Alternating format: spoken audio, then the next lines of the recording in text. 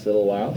Like, I want to start inequalities after I'm done going over this. Okay. Page 5. These ones I call the special cases. I don't know if I had that in the video. Did I go over page 5 in the video? I'm not sure. So here it is one more time for you. Special cases. So you'll have like terms on either side of the equation, and when you combine them, right? When you have like x's on both sides or y's on both sides, you kind of want to combine them. You don't want to have the same term on either side. Not very frequent, but you need to be okay with it. So let's see what we can do here. I'll bring this over and this over, right? The y and the x to combine on this side. So we would have 2x. What happens to the 3x when it comes over? Changes signs, right? So that'd be minus 3x. You have the negative y there. What happens to this y when it comes over? It changes from negative to positive, right? It would be plus y. And I'm leaving the 4 on the other side. Like any like constant. This is normally the way you want to do it. And so 2x minus 3x, that's just negative x, right? That's what you get out of this. And these two actually cancel out. Negative x plus y, negative y cancels out with plus x. And so you end up just with 4. Okay. So one last step is to divide both sides by negative 1. So x is equal to negative 4. Okay, so this is a special case. It's not a diagonal. So whenever you have x equals a number, what kind of a line are you thinking? You should be thinking a vertical line. Okay, and it's going to go, in particular, through negative 4. So let's graph this. We just have to have. I'm using a scale of 1.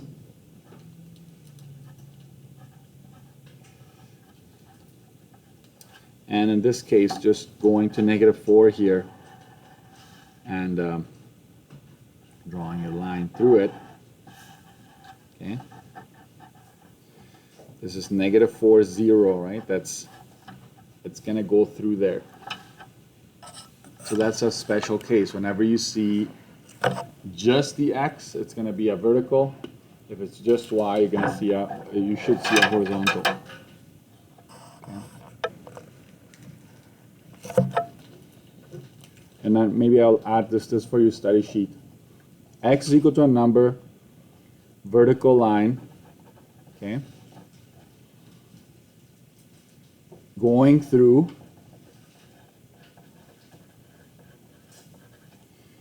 number 0, right? So whenever you have that number, that is the number, that's the coordinate that you have to mark on your graph. It's going to go through there. Okay? Next.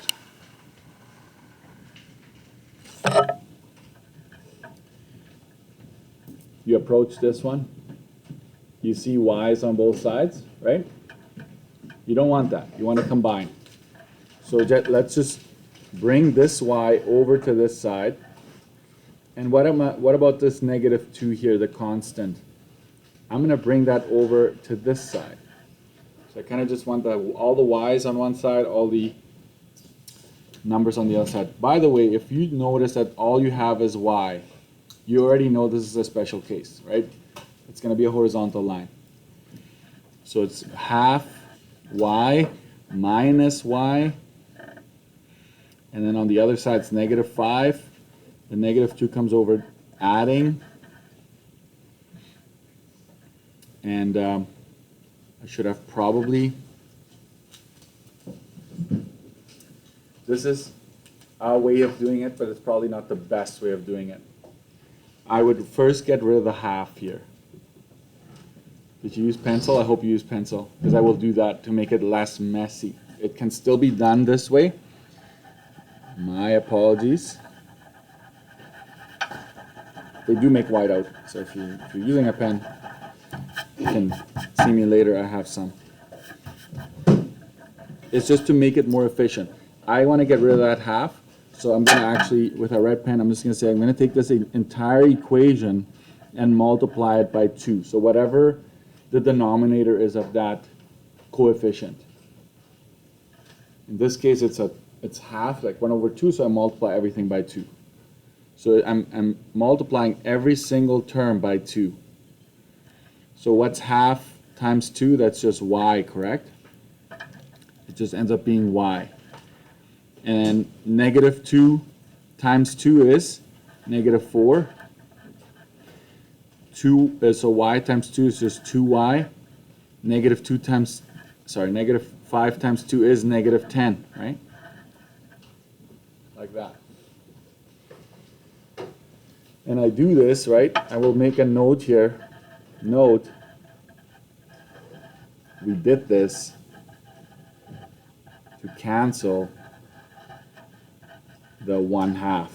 I would encourage you to do that right away before you move things around or add or subtract.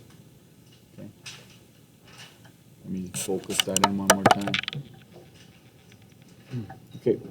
And then now we do the thing, right, where we bring things over to clean this up a bit. So it'd be y minus 2y, and on the other side I have -10. The -4 comes over adding. And so this will be -y is equal to -6. And you can't have that, right? So we divide both sides by -1. Y is equal to 6. This is not a point, this is the equation of the line, right? So you should be thinking, I will do this down here, and this is for your study sheet perhaps. Y is equal to a number. It's a horizontal line. Okay. I'm just going to go horiz, right? And going through, which point is this going through? 0, 6, right? So 0, whatever that number is.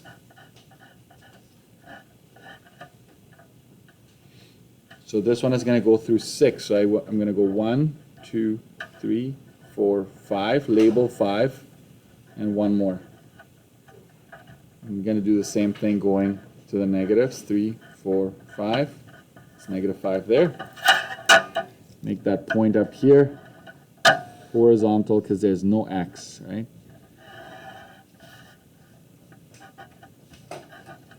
If there's an x and a y variable at the end, even if you combine, then there will be a diagonal every time. So these are special cases here. All right, so this is just a review. They will pop up all the time. I think the most important thing out of all of this, I'm going to highlight that, is that you recognize when is it a vertical, when is it a horizontal, right? That is something that I would want you to recognize immediately as you see it.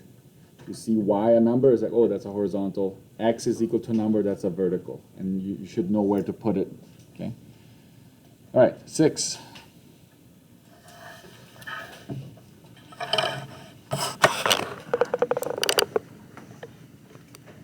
So again, this is review. That's why I'm just kind of guiding you through it, but I also want to prepare you for what's coming down the road, okay? So we're going to determine the intercepts, rewrite it into this form, and then graph, okay? So the best way when you have, I'm just going to tell you right off the bat, when I have x, y, and a number, I like to keep it that way, and I find my intercepts keeping it in this format. So the way I do it, I like to organize it like this, and if you watch the video, you've seen me do that. Okay? I find them side by side like that. I'm telling you why, because later we're going to have 2 or 3 of these, and I would like you to have your stuff organized, your work organized. Like this one we'll do here, and then we'll do the next one in the middle, and then the third one on this side, right? So you have all your intercepts clearly labeled, you know where to find them. Okay. X-intercept, what is y equal to at that point? Y is equal to 0, right? So really it's 4x minus 2y is equal to 18. I'm not going to do this down the road. This is 0, right? So it's 4x minus 2 times 0 is 18. So you really just end up with 4x is equal to 18. Okay, let me zoom into that part for now. So now we divide both sides by 4.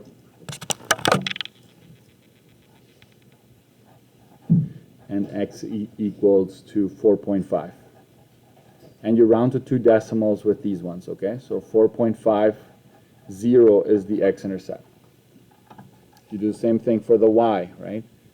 I'm going to start with the entire thing, but down the road I'll just cancel out. Like the 4x is going to disappear because x is equal to 0 at the y-intercept. Okay? So this is gone. So you end up with negative 2y is equal to 18. Watch your signs, please, because if you get them wrong, your intercept is somewhere entirely different. It's in the opposite, actually. Y is equal to negative 9. So it's 0, negative 9 is your y-intercept. I like to box this in at that point. This is for graphing purposes mainly. Okay, then I do that.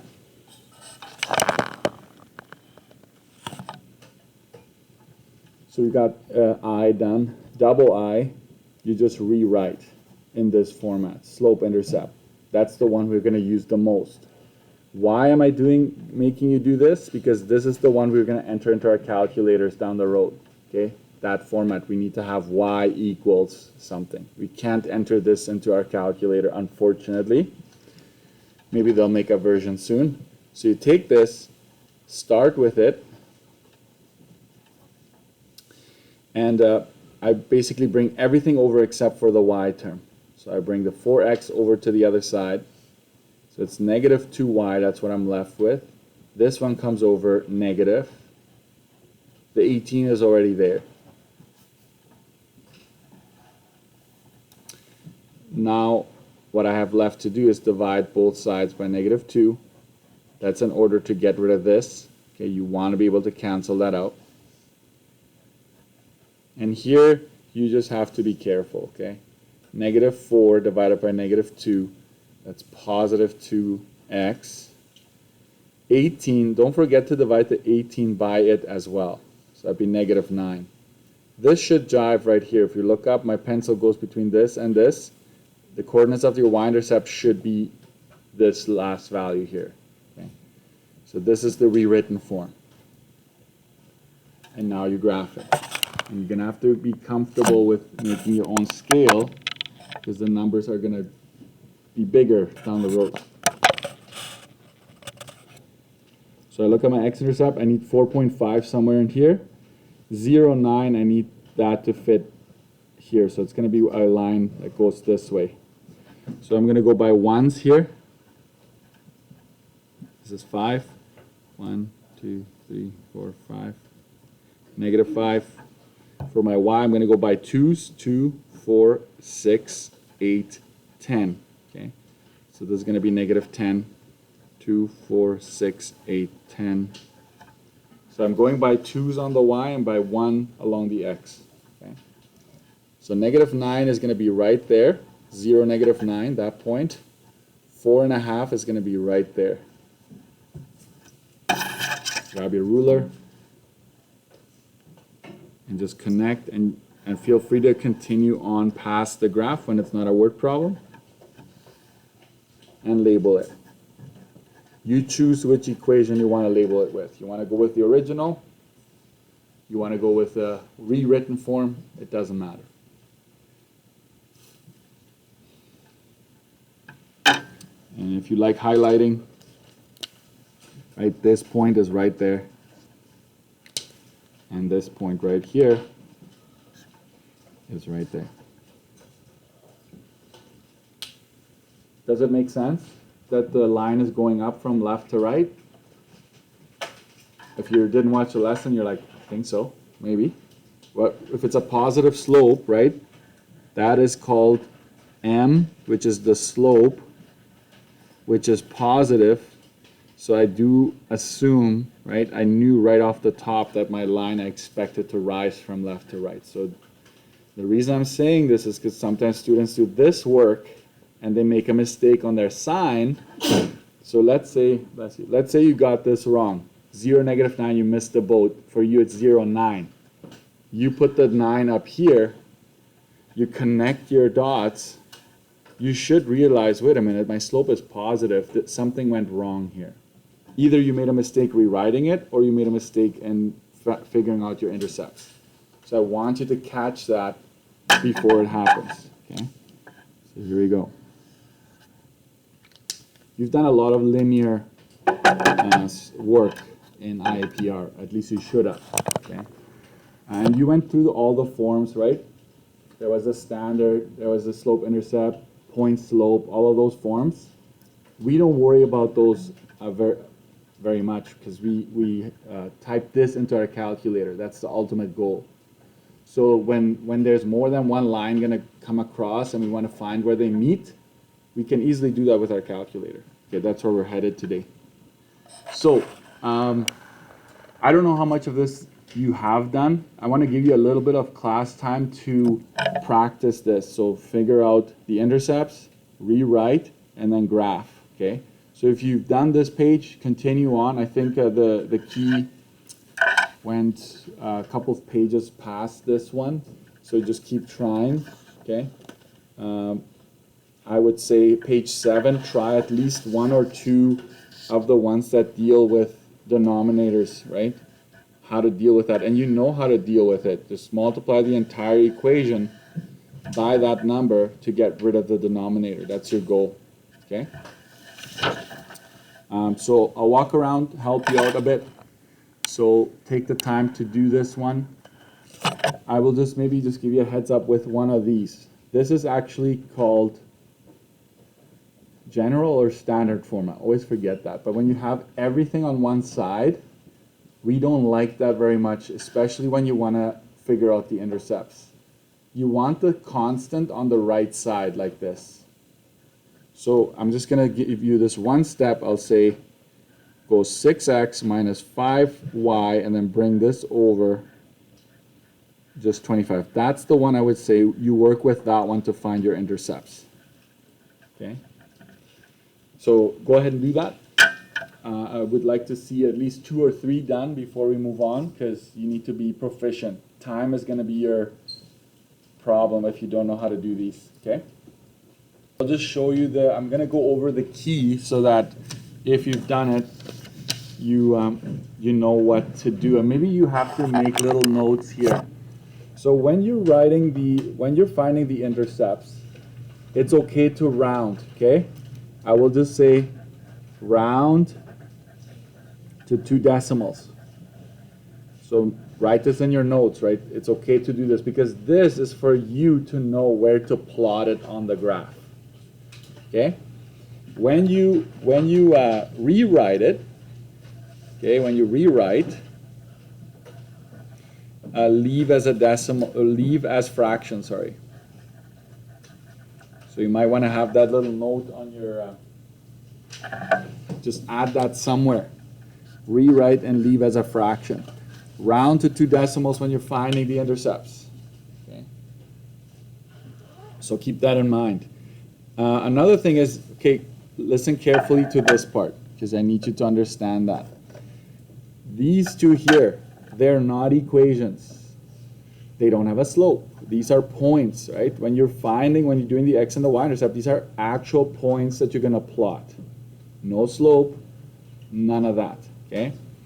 When you rewrite, and in your process of rewriting, you end up with just a y. Let's say the x value somehow cancels out.